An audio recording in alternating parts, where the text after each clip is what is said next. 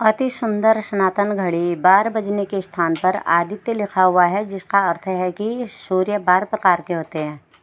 1 बजने के स्थान पर ईश्वर लिखा है, इसका अर्थ है कि ईश्वर एक ही होता है, एको ब्रह्म द्वितीयो नास्ति। 2 बजने के स्थान पर पक्ष लिखा है, जिसका तात्पर्य है कि पक्ष 2 होते हैं, एक पक्ष कृष्ण और दूसरा शुक्ल पक्ष।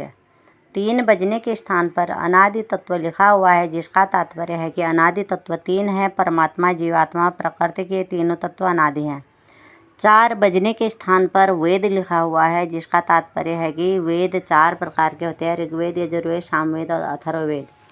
5 बजने के स्थान पर महाभूत लिखा हुआ है, जिसका तात्पर्य है कि महाभूत 5 प्रकार के होते हैं। 5 महाभूत हैं, सत्वगुण, रजोगुण, कर्मकाल, स्वभाव।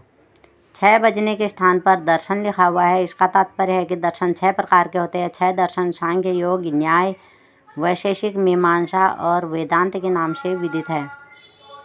7 बजने के स्थान पर धातु लिखा है, इसका अर्थ है, तात्पर्य है कि धातु 7 होते हैं।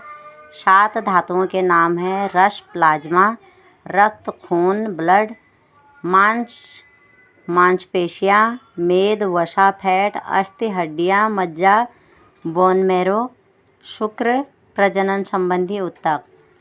8 बजने के स्थान पर अष्टांग योग लिखा हुआ है, जिसका तात्पर्य है कि योग के 8 प्रकार होते हैं। योग के 8 अंग हैं, यम, नियम, आसन, प्राणायाम, प्रत्याहार, धारणा, ध्यान, समाधि। 9 बजने के स्थान पर अंक लिखा हुआ है, इसका तात्पर्य है कि अंक 9 प्रकार के होते हैं, 1, 2, 3, 4, 5, 6, 7, 8, 9। 10 बजने के स्थान पर दिशाएं लिखा हुआ है, इसका तात्पर्य है कि दिशाएं 10 होती हैं।